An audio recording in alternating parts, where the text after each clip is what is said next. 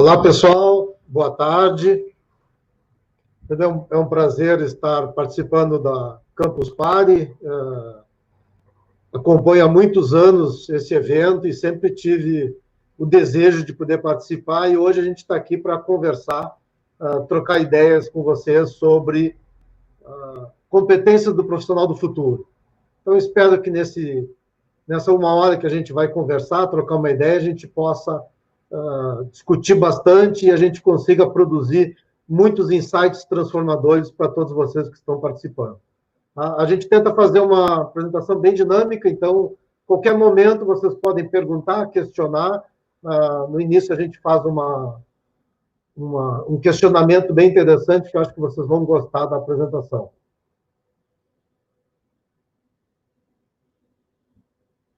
Meu nome é Paulo Kenzerski e hoje eu sou presidente do Instituto da Transformação Digital. É uma entidade que tem como missão levar para a sociedade informações e conhecimentos sobre o impacto que a inovação e a transformação que está acontecendo no mundo inteiro traz para nossas vidas e para os nossos negócios. Estão vendo duas fotos, né? Eu, final de ano, aí, sou um bom Papai Noel, tenho alguns predicados que não é bem a barba branca, né? E também sou um domador de animais selvagens. Isso é um zoológico que tem na Argentina, que a gente entra dentro da jaula, literalmente, né, brincar e domar um tigre. Também sou autor de alguns livros sobre web marketing e comunicação digital, sobre a impressão digital e a tecnologia. Hoje eu represento uma entidade chamada Instituto da Transformação Digital. É a única entidade brasileira especialista em transformação digital. Temos uma atuação mundial com especialistas na China, na Índia, Europa. Fizemos parte de um grande ecossistema de inovação, né? Participamos do Pacto Global da ONU, a gente desenvolve alguns projetos ligados a alguns projetos sociais, com o Ministério de Inovação do México e também na própria Espanha. Desenvolvemos uma série de estudos de maturidade digital das marcas. O objetivo é trazer para as empresas a informação de como ela deve desenvolver os seus projetos de transformação. Então, fizemos desde estudos da hotelaria Santa Catarina, a indústria de moda de Pernambuco, Ceará, e um programa de transformação no Rio Grande do Sul, que é o estado onde eu moro. E um projeto profissional do futuro que deu origem a essa apresentação, e a gente vem aqui discutir exatamente isso, né? Quais são as competências do profissional do futuro. Então, a gente dividiu essa apresentação em 3 tópicos. Vamos falar um pouco sobre profissão do futuro. A gente quer criar uma dinâmica para vocês entenderem um pouco, né, quais são as profissões do futuro, sobre as competências desse profissional, né? O mundo está em constante transformação e é muito natural que as pessoas precisem também se transformar o seu conhecimento, as suas habilidades e as suas competências. E aí, no finalzinho, para a gente dizer assim, o que garante o futuro das pessoas? Então, eu gosto sempre de trazer algumas frases de alguns célebres, né, filósofos e profissionais, e essa do Alvin Toffler eu considero muito apropriada para o momento, porque nos obriga a todos nós, né? Eu tenho 59 anos de idade e precisei me reinventar na minha atividade profissional desde o início, para poder chegar hoje aqui, discutir com vocês e trazer um pouco dessa experiência sobre as competências do profissional do futuro. E aí a pergunta que a gente faz, né, de início é exatamente essa. Qual é o negócio do futuro?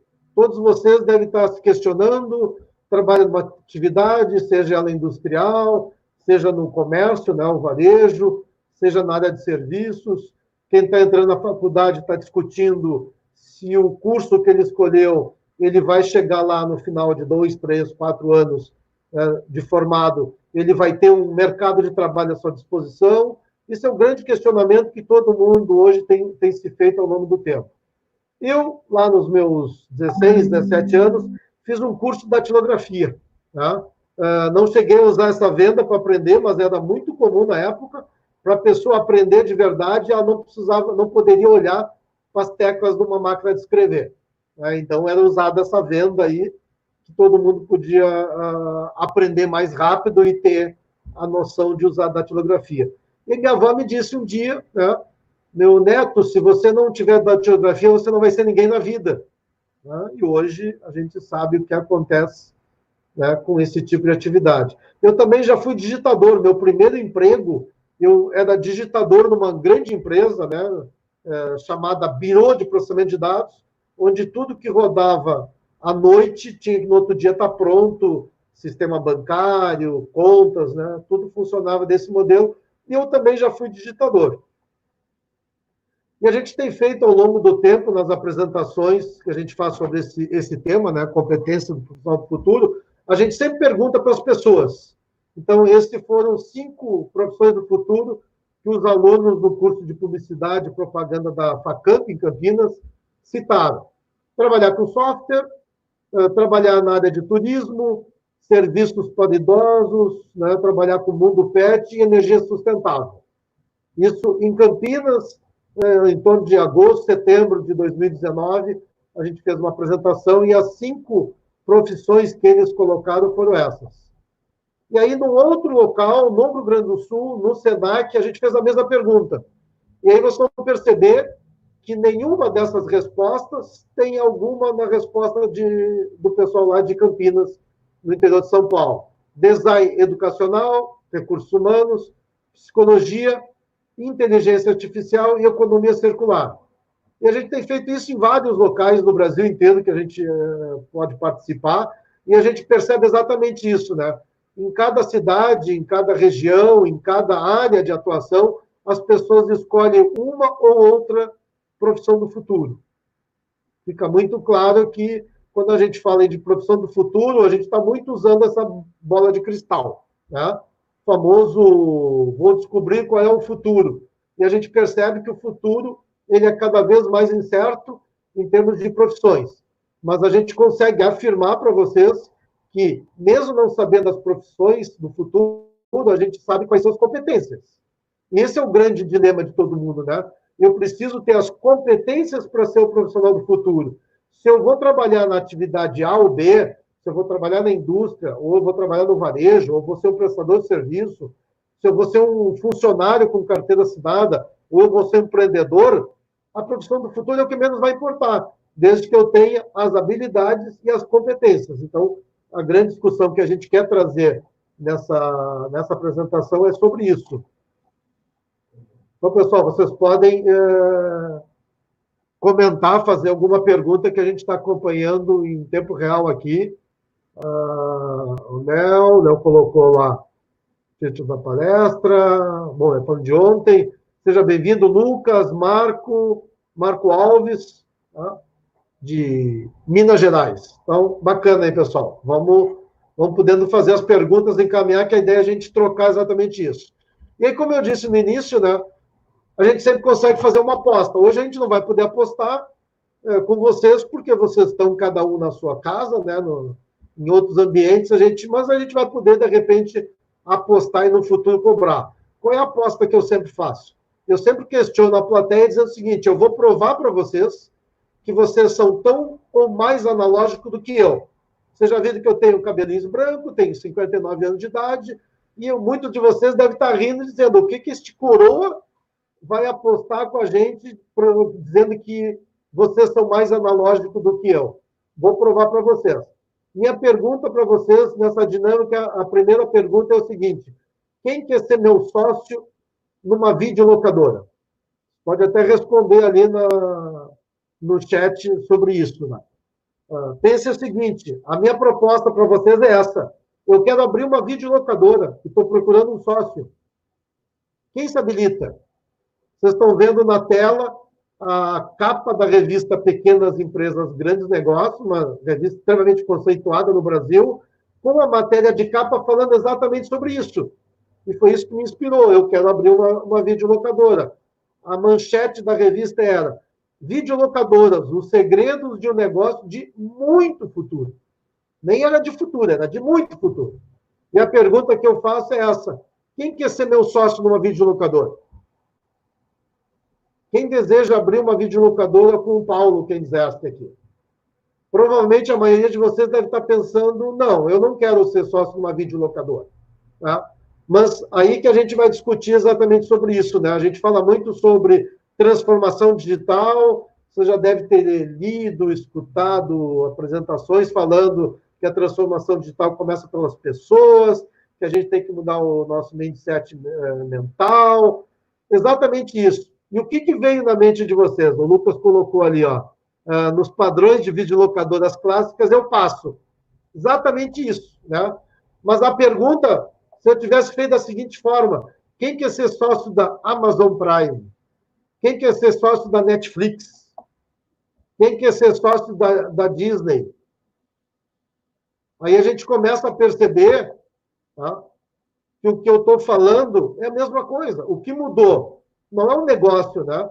O negócio do entretenimento, de assistir filmes. Eu sou da geração que eu ia numa videolocadora, ficava 2 horas olhando as prateleiras, tentando encontrar um filme para levar para casa para assistir. Hoje a gente aperta num botão, seja no computador, no celular ou na sua própria Smart TV, e eu consigo assistir um filme, né, sendo assinante de uma Netflix, do Globoplay, do Amazon Prime. Tá? O que mudou? Mudou o modelo. O negócio continua o mesmo. Então, quando a gente faz essa dinâmica de perguntar quem quer ser meu sócio com uma videolocadora, isso está muito enraizado no nosso dia a dia, né? Principalmente dentro das empresas, que falam muito sobre transformação digital, mas elas continuam pensando e agindo de forma analógica. Essa é a grande questão que a gente quer discutir e vai trazer nessa dinâmica a discussão quais são as competências do profissional do futuro. Logo ali na frente a gente vai chegar lá. Alguém vai pensar, o segmento da indústria é um segmento que cresce, né? Vai ser a vida inteira a indústria vai ser importante. A gente está vendo um quadro publicado pelo economista Ricardo Amorim, um dos profissionais mais seguidos no LinkedIn. Então, quem não segue, lá na frente eu vou dar algumas dicas de, puxa, eu me interesso na área de meio ambiente, como é que eu acompanho as notícias sobre meio ambiente? Logo ali na frente a gente vai dar uma dica sobre isso, tá? Mas o Ricardo Amorim trouxe um quadro onde ele mostra 2008 e 2018, qual era o impacto do PIB da indústria no PIB total do país. E a gente percebe claramente que existe uma queda no Brasil, na Argentina, mas também na China, que sempre foi considerado, né, o grande chão industrial do planeta. A China caiu, era 47% do PIB, está em 40%. Isso em 2018. E a gente vai ver ali na frente que isso cada vez mais reduz. Não estou dizendo que a indústria vai deixar de ser algo importante, não, pessoal. Pelo contrário, a indústria continua sendo muito importante. Mas a gente percebe que a última década, o faturamento que auxilia os países a crescer, né, o famoso PIB, Produto Interno Bruto, da indústria, ele foi diminuindo. Ele não tem mais o mesmo peso do que tinha há uma década atrás. E se a gente for projetar os próximos 5 anos, os próximos 10 anos, que se discute muito qual é a riqueza do futuro, o Brasil sofre uma desindustrialização desde a década de 70. Tá? E aqui a gente está vendo um gráfico em queda, a gente está acompanhando, que mostra exatamente, né, a queda na última década. A gente está lá com 30%, 40%, e a gente está vendo que os maiores países do mundo, os países industriais, ele foi reduzindo isso. E aí a gente chega num dado do Fórum Econômico Mundial que mostra exatamente isso. Qual é o cerne da riqueza mundial, a riqueza moderna hoje? Não é mais o setor industrial, é o conhecimento. Nós estamos vivendo uma viagem, como se teve lá na década de 70 para a Lua, nós estamos enfrentando uma maratona, uma guerra, para se posicionar como nos países na questão de inteligência artificial. O país que dominar, né, estratégia, tiver soluções de inteligência artificial, ele vai dominar muita coisa nos nossos próximos 50 anos. Tá? E aí a gente percebe a China, que sempre foi reconhecida como um grande chão industrial do planeta, a aposta deles na educação. A China tem um grande foco na educação. Ela forma por ano, isso é um dado de 2016, pessoal, ela forma 5 milhões de técnicos por ano. Os Estados Unidos formam 500 mil. Você sabe o número de técnicos formados no Brasil em 2016? Não chegou a 10 mil pessoas. Então, a China ela está evoluindo em inteligência artificial, por quê? Porque ela está formando técnicos com uma velocidade muito maior do que qualquer outro país do mundo. Então, a gente precisa pensar nisso.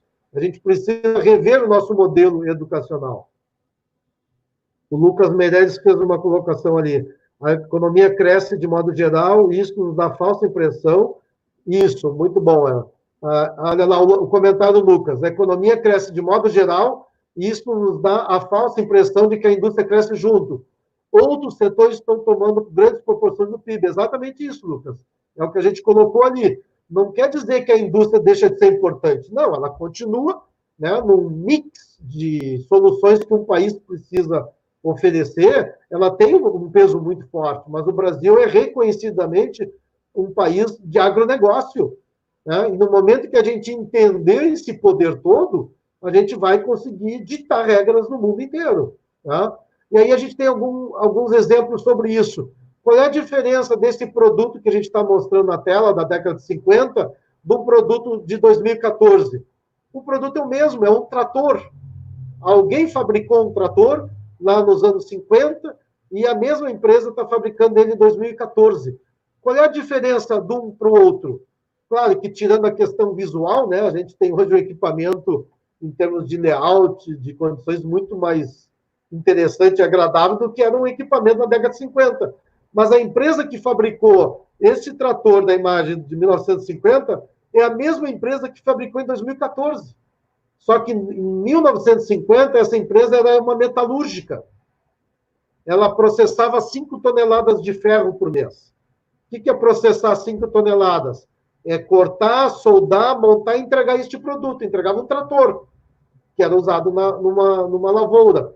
Em 2014, essa empresa, o que ela está fazendo? Ela está entregando um produto com inteligência artificial. E o que ela se transformou? Se em 1950 ela era uma metalúrgica, em 2014, o que ela é? Ela é uma empresa de inteligência artificial. Ela entregou em 2014 o primeiro trator no mundo com inteligência artificial, conectado com SAP. Então, olha a transformação que essa empresa passou. Imagina se ela continuasse produzindo trator naquele modelo. Hoje, essa empresa ela precisa ter muito mais engenheiros trabalhando para produzir placas de inteligência artificial do que ela tinha na década de 50.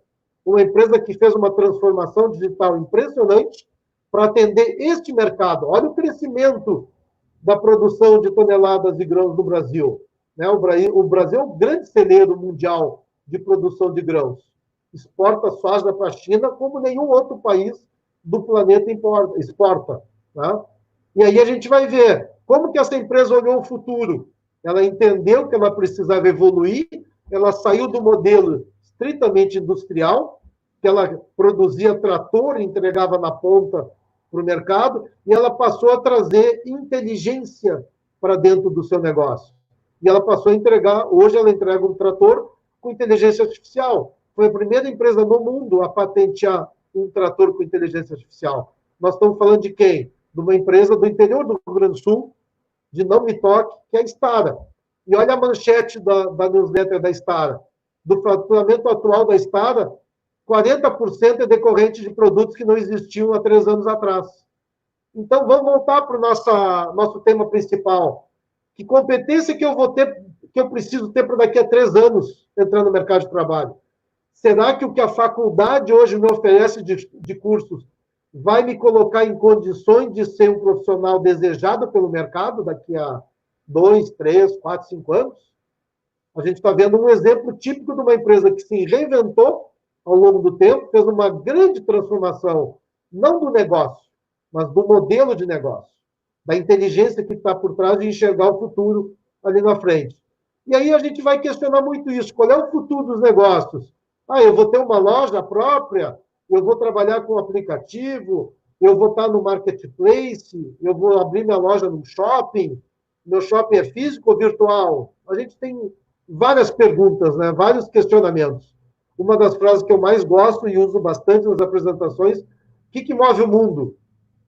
São as perguntas. Né? Esse é o slogan do canal Futura, por exemplo. Né? E a gente vai olhar esse modelo. Então, a gente viu o modelo industrial, como que as empresas se reinventaram. Um exemplo típico é de uma metalúrgica. Eu poderia ter feito a mesma pergunta lá no início, exemplo do que eu fiz a pergunta sobre a videolocadora. Quem aqui quer montar uma metalúrgica comigo? Provavelmente muitos vão dizer, não, metalúrgica é um negócio do passado. Mas ali a gente viu um exemplo de uma empresa que está perto de completar 100 anos de vida, que ela nasceu uma metalúrgica, ela se transformou numa empresa que trabalha com inteligência artificial. E na ponta ela entrega o quê? O mesmo produto, só que com muito mais inteligência do que era há 70, 80 anos atrás. E o varejo? O varejo começou naquele modelo. Eu vou escolher a melhor rua da minha cidade, vou escolher o melhor ponto do meu bairro, na minha rua, na minha cidade, vou escolher o estado, vou abrir uma operação física. E aí, a partir dali, com o nascimento da internet, né, o surgimento da internet, a gente precisou levar o nosso negócio para o ambiente digital. Todo mundo precisava ter um site. Depois disso veio o grande boom do e-commerce, né? Só que o e-commerce já existe no Brasil há 20 anos. E a gente ainda vê hoje empresa questionando esse modelo. Ah, será que eu vou investir no e-commerce? A pandemia, né? Eu tinha prometido que eu não ia falar da pandemia, mas está no centro de todas as questões que envolvem educação, futuro. Nosso futuro está ali, né? As empresas se deram conta que da noite para o dia tiveram que fechar as portas. E agora? Todo aquele empresário que questionava a questão do digital, de ter uma operação de e-commerce, de explorar o delivery, de ter um teleentrega, ele se viu obrigado a fazer isso. Então, o ideal seria o quê? Que as pessoas tivessem o entendimento da importância. Mas foi atropelado pela questão de tudo que aconteceu. E aqui a gente traz alguns dados interessantes, né? Do segundo trimestre de 2019, do segmento de moda, a gente vê algumas empresas com percentual de crescimento do seu faturamento muito bom. Renner e Arezzo com 10%, 11%, outras caindo um pouco, e a gente vai perceber que nada bate o crescimento do faturamento do e-commerce. E a gente vê o Magazine Luiza como, para nós, o grande case de transformação digital do Brasil, crescendo 56% num trimestre. E aí a gente vai ver o que aconteceu agora com a pandemia, enquanto muita gente está lá quebrando, né? Infelizmente, não deu tempo para essas empresas reagirem, a gente vê que o crescimento do e-commerce no primeiro trimestre foi de 26%. E aí a gente já vê que o mesmo período já chegou a 50%. Ou seja, quem já estava fazendo a transformação digital ou quem estava se preparando, né, óbvio que teve impacto, mas ele conseguiu reagir mais rápido. As 3 palavrinhas mágicas quando se fala em transformação digital são velocidade, agilidade e alcance.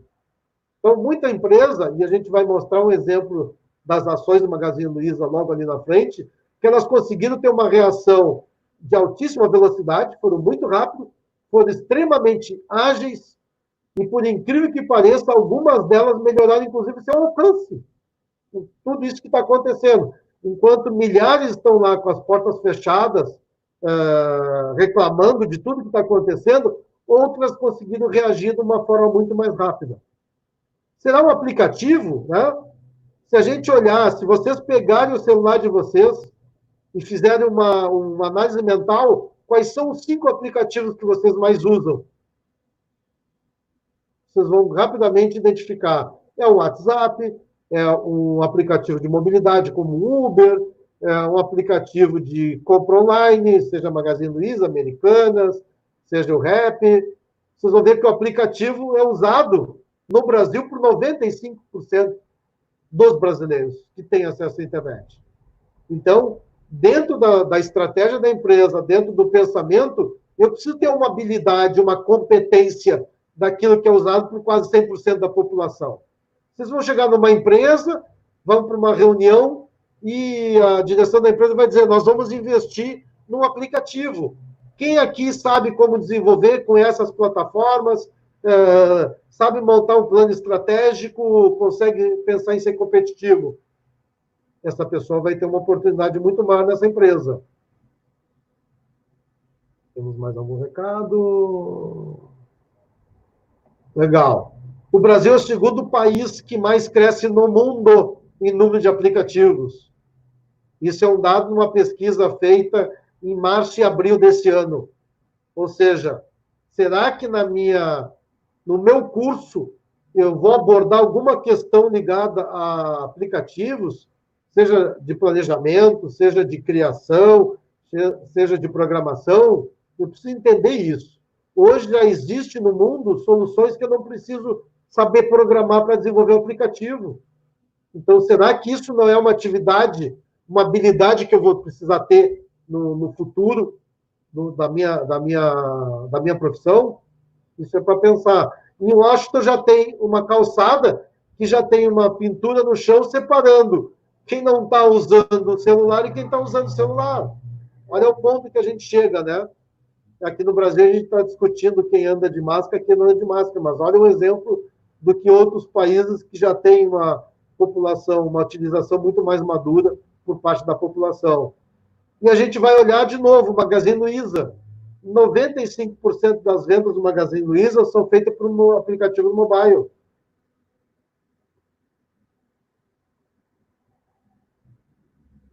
Pensem nisso, como é que eu vou competir no mercado de trabalho se eu não tiver o mínimo de conhecimento de como funciona um aplicativo?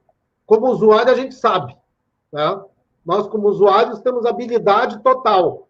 Mas se eu pensar nisso na minha atividade profissional, se eu pensar isso na empresa que eu quero trabalhar, será que isso não vai ser uma habilidade ou uma competência necessária? Hoje, a maior parte das empresas, quando ela seleciona um profissional, ela coloca lá no descritivo da vaga, ela sempre olha para o passado. Ah, eu preciso de um profissional que tenha se formado há 10 anos atrás, que tenha conhecimento, ou seja, as empresas também vão enxergar que elas precisam contratar um talento, elas precisam olhar para o futuro, não olhar para o passado. Quem olha para o passado não vai contratar o talento, vai contratar o empregado.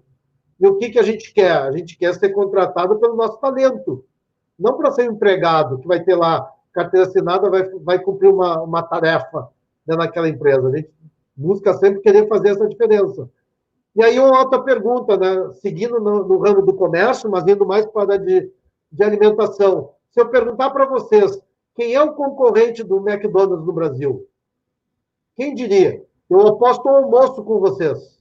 Na próxima vez que a gente se encontrar, vou fazer o lobby para ir para Manaus em 2021, participar do Campus Party, e a gente vai poder se encontrar lá ou em qualquer outro lugar do Brasil que a gente tem alguém de Minas Gerais, tem pessoal de São Paulo. Tá? Quem é o concorrente do McDonald's? Se isso for um exercício na sala de aula, na faculdade, eu tenho certeza que a grande maioria vai citar quem?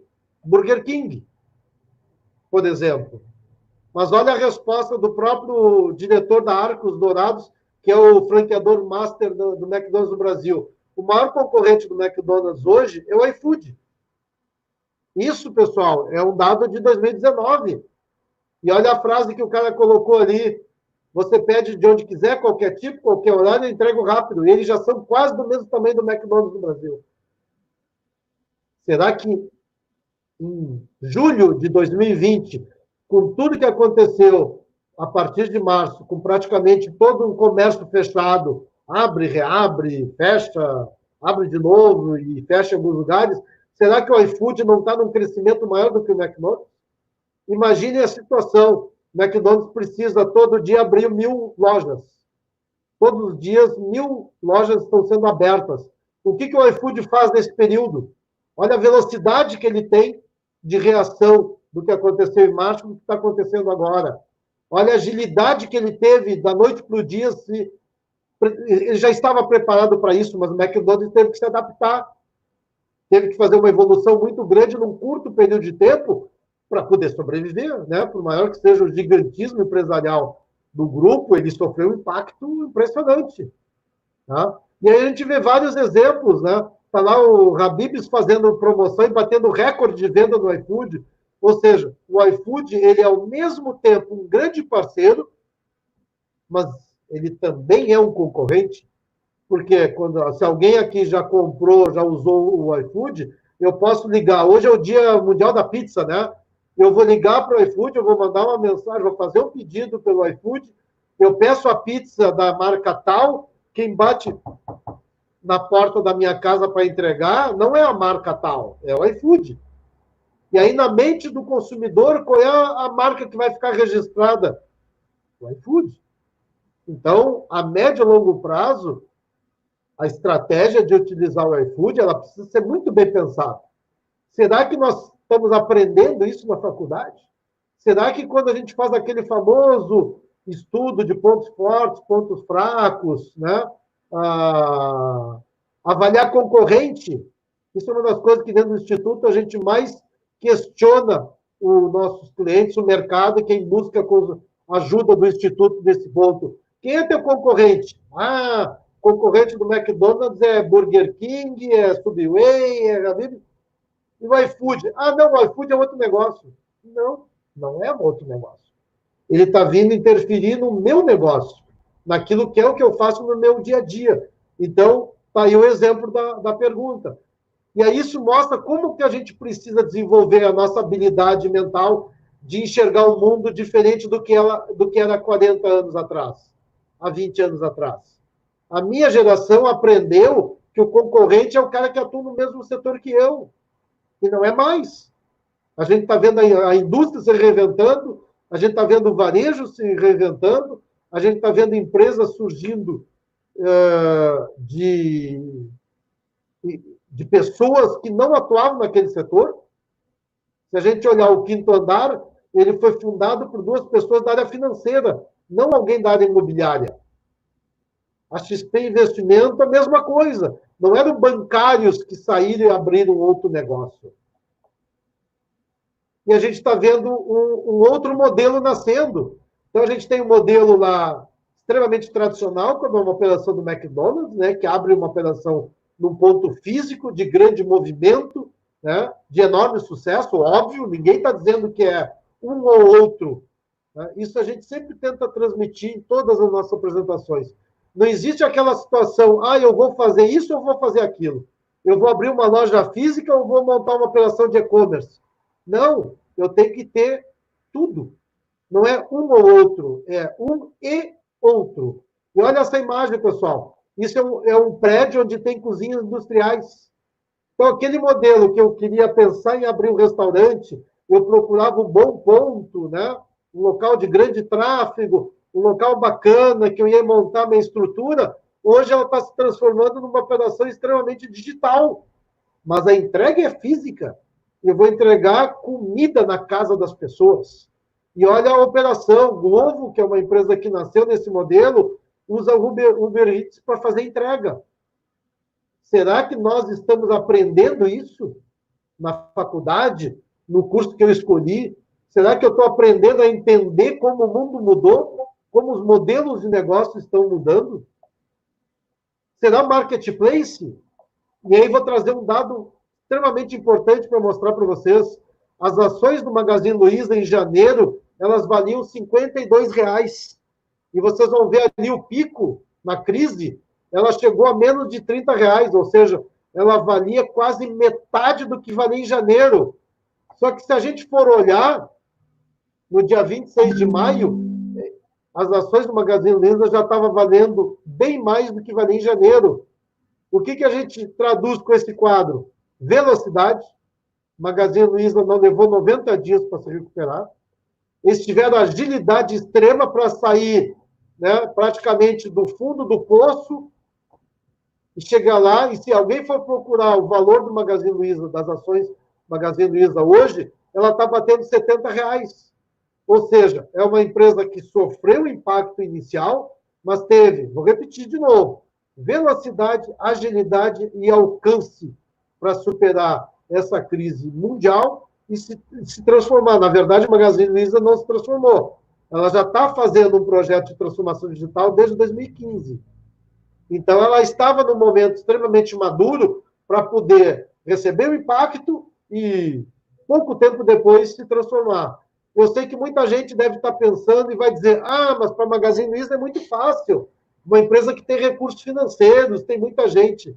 Pessoal, faça a seguinte cooperação. O que é mais fácil? O empresário que tem uma única loja no bairro, Ele dormiu com a loja aberta e acordou no outro dia com o decreto mandando fechar? Ou o Magazine Luiza, que tem 1.000 lojas, 70 mil funcionários, e da noite para o dia ela simplesmente tem que fechar as 1.000 lojas, ela tem que mandar 70 mil pessoas para casa e ela continuar operando. Este quadro mostra a resposta. Magazine Luiza, ela teve uma evolução gigantesca, ela conseguiu se adaptar porque ela estava preparada para isso. Então, o que a gente quer falar sobre competências do profissional no futuro não é para daqui a 5 anos. Ah, não, eu agora vou seguir meu curso e daqui a 5 anos eu vou me preparar. Pessoal, passou o tempo. Vocês têm que estar preparados agora. O mercado está buscando pessoas preparadas para este momento. A transformação digital que todos os analistas mundiais projetavam que iria acontecer nos próximos 5 a 10 anos, ela foi encurtada. Em 4 meses, a empresa precisa se transformar. Na verdade, não está acontecendo uma transformação digital. Está acontecendo uma digitalização dos processos. Quem não vendia online, colocou uma loja virtual da noite para o dia. Quem só atendia pelo telefone, hoje está atendendo pelo WhatsApp. Mas vocês vão ver que, apesar de que muitas empresas estão usando ferramentas digitais, elas continuam pensando e agindo de forma analógica. No Instituto, nós fizemos um estudo sobre o índice de maturidade digital das empresas. O índice de 5 mil empresas que a gente já fez nesse estudo, desde indústria de alimentos, passando por supermercados, redes de varejo, hotelaria, indústria de moda, é 9%. Nós temos um grande déficit de inteligência digital no Brasil. Não importa o tamanho da empresa, não importa o segmento, nós temos uma grande oportunidade, eu digo nós, porque eu estou falando, eu tenho 60 anos, mas a gente enxergou isso quando o Instituto nasceu, e vocês, grande maioria que são jovens, se já não estão no mercado de trabalho, vão entrar logo, logo, vão poder pensar exatamente nisso. Que competências que eu preciso ter? Nós vamos chegar logo ali, pessoal. E aqui um exemplo, né? Antes, eu vou voltar aqui porque eu pulei.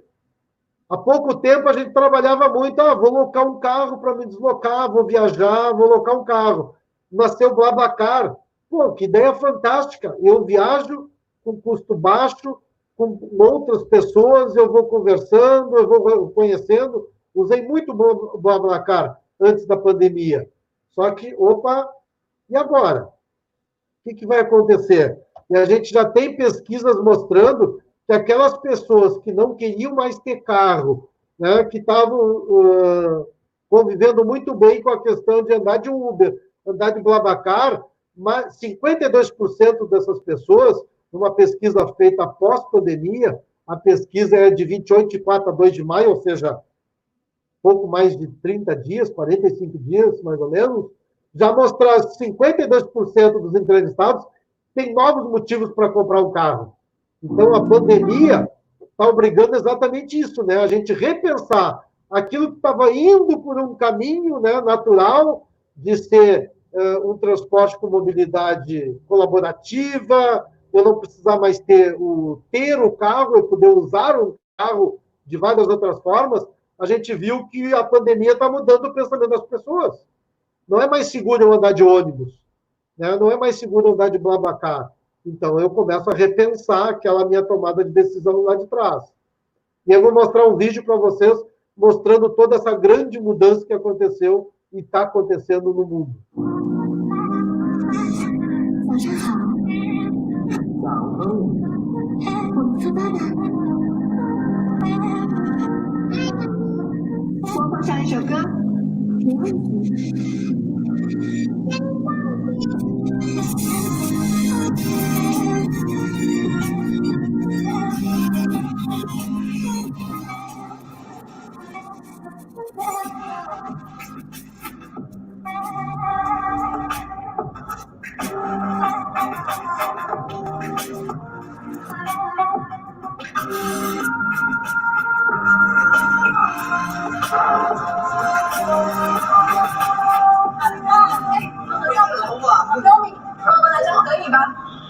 好的，准备好了吗？3、2、1，好。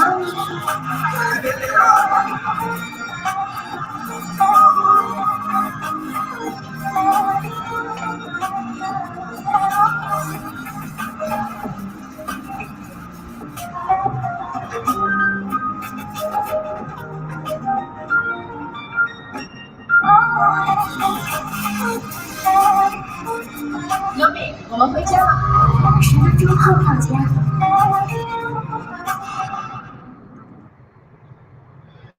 Calma, né, pessoal? Vocês viram o comercial? Esse vídeo foi o lançamento de uma marca que aconteceu em Madrid, em maio de 2019, no Desmadrid, o maior evento sobre transformação digital do mundo, onde quase 30 mil pessoas, durante 3 dias, discutiram exatamente isso.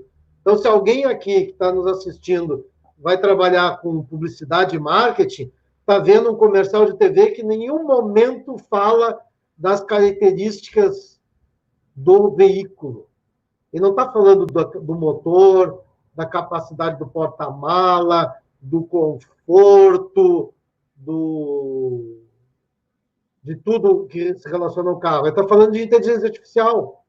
As pessoas querem um carro para poder transitar com aquelas informações que estão ali. A inteligência artificial reconhece o motorista, reconhece o carona, dá dicas, ou seja, nós estamos mudando a nossa forma de consumir produtos.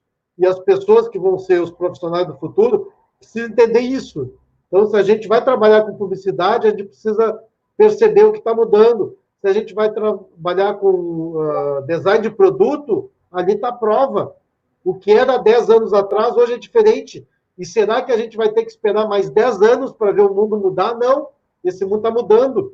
Todo mundo, a qualquer momento, né, em tudo que é evento, está se falando sobre isso. O novo normal. Mas será que alguém tem a bola de cristal para adivinhar como é que vai ser o novo normal de verdade? A gente viu que o novo normal vai ser completamente diferente. No dia que abriu a praia, todo mundo voltou para a praia. No dia que abriu os bares, todo mundo voltou para os bares. Mas será que isso vai impactar de que forma a nossa profissão do futuro, a nossa atividade? E toda vez que vocês enxergarem essa lâmpada aqui no topo, é uma dica que a gente está dando. O grande desafio de qualquer pessoa, de qualquer profissional do futuro, é não pensar com a cabeça daquele negócio. Eu trabalho na indústria, eu estou pensando como industriário. Eu trabalho no varejo, eu estou pensando como varejista. Não, pessoal. Vocês precisam pensar como uma empresa digital. Será que a Stara ela estava pensando como metalúrgica ou como uma indústria? Não, ela pensou como uma empresa digital. Ela acabou de ganhar um prêmio de inovação, que foi publicado ontem. As 100 empresas mais inovadoras do sul do país, a Stara ganhou um prêmio como mais inovadora. Será que as pessoas que estão lá trabalhando estão pensando como uma indústria metalúrgica? Não. Será que Magazine Luiza está pensando como uma grande rede de varejo? Não. Magazine Luiza hoje é uma empresa de tecnologia. Mas ela tem 1000 pontos de venda. Se alguém entrar no site do Magazine Luiza e fizer uma pesquisa, vai encontrar a estratégia de transformação digital do Magazine Luiza. E vocês vão ver o que eles estão dizendo. Eles se posicionam hoje como uma empresa de tecnologia. E a grande vantagem deles é que as empresas de tecnologia não avaliam ele como os concorrentes. E as redes de varejo estão olhando ele como concorrente de rede de varejo, e eles não são mais uma rede de varejo, apesar de ter pontos físicos. Então, o grande desafio na nossa mente para se transformar como profissional do futuro, o primeiro passo é esse. Eu preciso pensar como uma empresa digital. Se eu fosse uma empresa digital, a imobiliária que eu trabalho iria continuar trabalhando da mesma forma? Ou ela iria pensar como é o quinto andar? Se eu sou dono do restaurante, ou eu trabalho no restaurante, será que o meu pensamento como dono de restaurante não é igual ao do iFood? Esse é o grande desafio que a gente tem que trazer para cá. E aí uma dica que eu comentei no início. Mas como é que eu acompanho esse mercado todo? A dica é essa. Sigam pessoas que têm conteúdo e possam agregar na vida de vocês. Mas eu não sei quem é quem na minha área. Monitore expressões ou hashtag. Se vocês utilizam o LinkedIn, a minha grande dica é usem o LinkedIn. O LinkedIn não é uma rede social para emprego, para colocar o currículo, é uma rede de relacionamento corporativo. Sigam lá, me procurem no LinkedIn. Eu tenho mais de 15 mil seguidores no LinkedIn para trocar insights transformadores todo dia. E aí vocês estão vendo ali, em 2019, inovação tinha 3.844 seguidores. Em 2020, são mais de 70 mil pessoas. Em menos de um ano, muito mais gente está acompanhando sobre inovação. Depois tem inteligência artificial, era 95 mil em 2019, são 130 mil hoje. Digital Transformation, que é muito mais fora do Brasil, 40 mil pulou para 370 mil em um ano. Transformação digital, o termo em português era 1.700 seguidores, hoje são 18 mil. Aumentou 10 vezes. Só que se a gente olhar e se a gente for se comparar com os profissionais do resto do mundo, eles estão muito mais conectados nos assuntos que interessam para a atividade que eles estão exercendo ou que eles querem exercer. Use Google Alerta, eu estou falando de ferramentas gratuitas. Eu não preciso mais comprar ou fazer uma assinatura de um grande jornal, de uma grande revista, para ficar bem informado.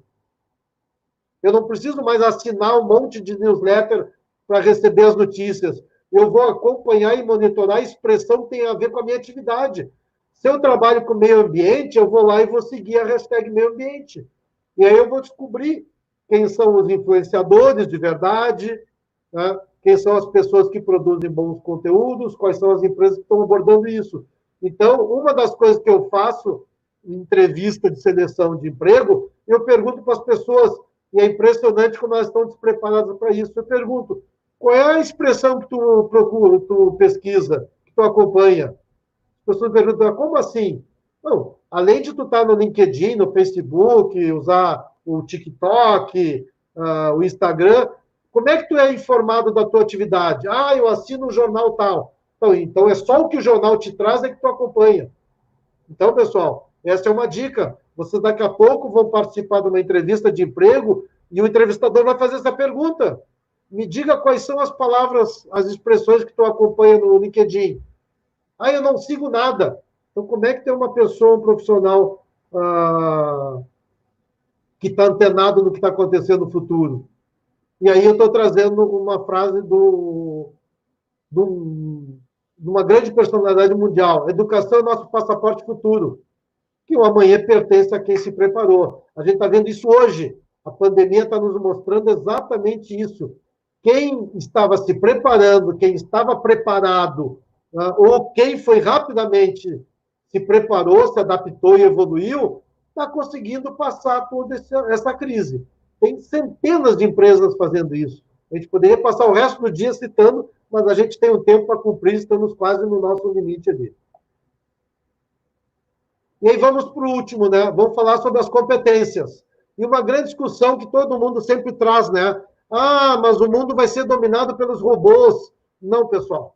O mundo não vai ser dominado pelos robôs. Ele vai ser dominado pelo humano, que tiver mais capacidade. Mas não aquela capacidade analítica lá. Eu sou muito bom em matemática. Meu amigo, minha amiga, desculpa te dizer, mas tu vai perder a tua vaga para o robô. Eu sou muito bom em analisar dados. Meu amigo, sinto muito, mas você vai perder o seu emprego, porque o robô vai ser mais veloz, mais ágil e vai ter um alcance muito maior de coletar essas informações e entregar um relatório. Agora, quais são as competências que eu tenho que ter que o robô jamais vai ter? Por maior que seja a inteligência artificial dominante ali. Vamos lá. Quais são as habilidades do futuro? Isso são as habilidades apontadas pelo Fórum Econômico Mundial. Resolução de problemas complexos, pensamento crítico, criatividade, liderança, trabalho em equipe. Pessoal, nada do que sempre se exigiu das pessoas. Só que agora, né, aqui fala sobre as habilidades e qualidades de acordo com o LinkedIn, que é uma rede corporativa, mas eu quero me concentrar aqui. Entre as várias sugestões, são 5 competências, são 10, nós definimos por 5 como prioritárias. Primeiro é o pensamento crítico, a atitude de desafiar aquilo que me é colocado dentro da empresa. Vou dar um exemplo.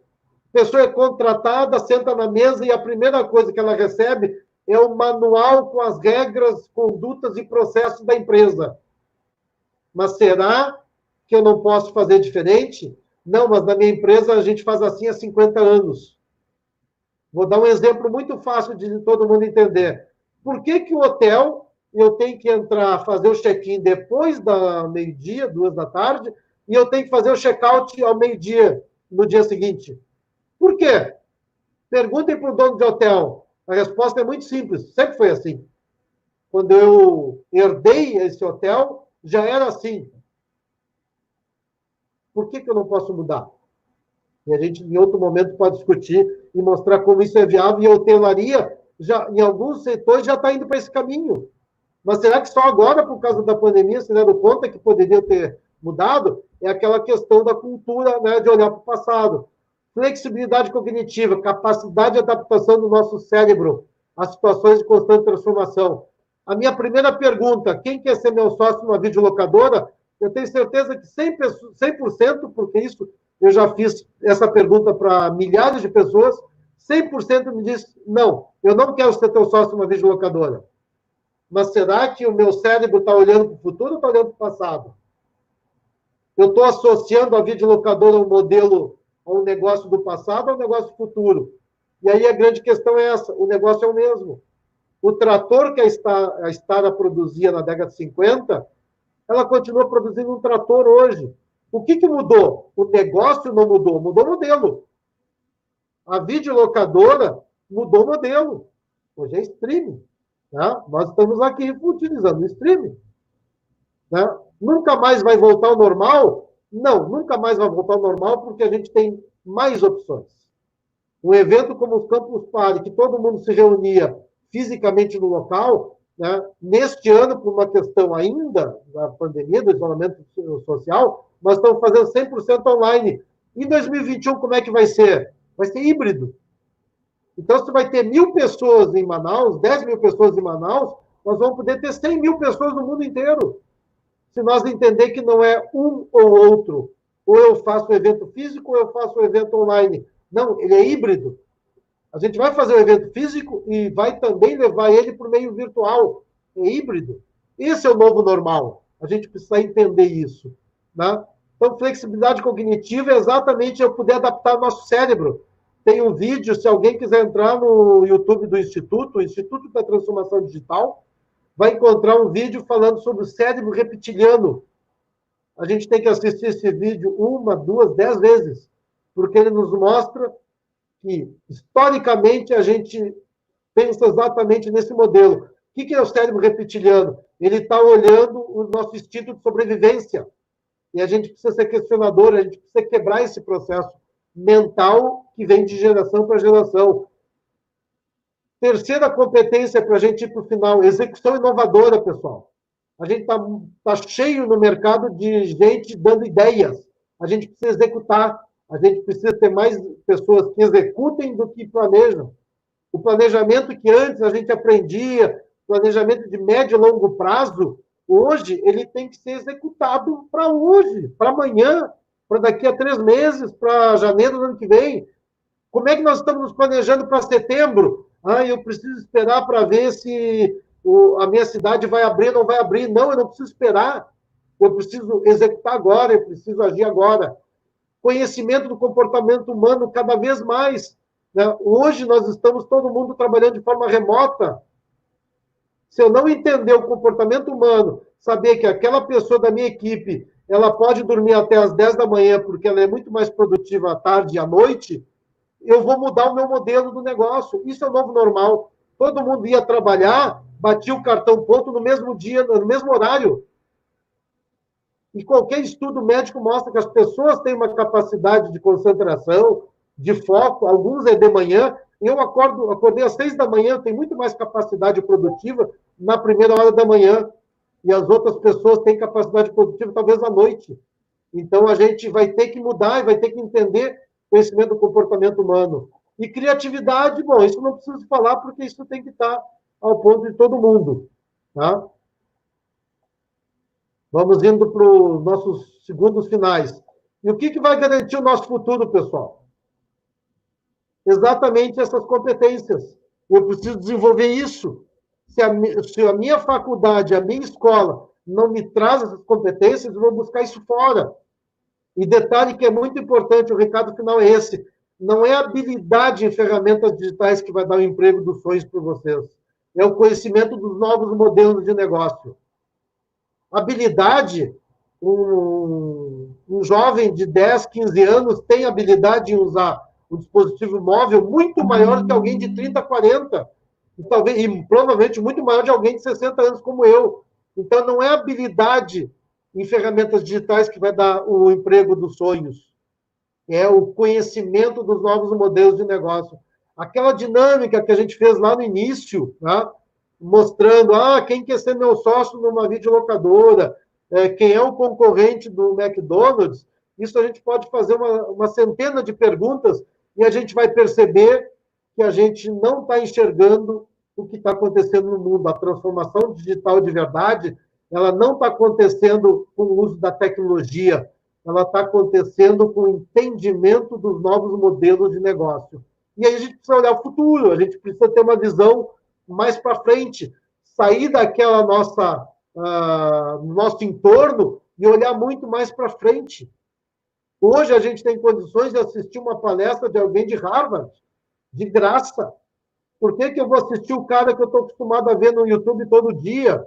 E aí uma frase de uma jornalista que eu considero fantástica, para a gente encerrar: a educação abre portas da mente que jamais vão voltar a ser fechadas.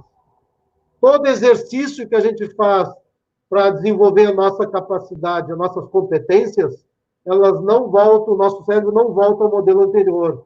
Então, a gente precisa praticar, a gente precisa cada vez mais desenvolver isso. Espero ter deixado vocês cheios de dúvidas. Não sei se alguém tem alguma pergunta. Tá ali meus contatos, e-mail, o meu WhatsApp. Quem quiser seguir batendo papo, vai ser um grande prazer poder seguir conversando com vocês. Aqui estão os endereços do Instituto da Transformação Digital.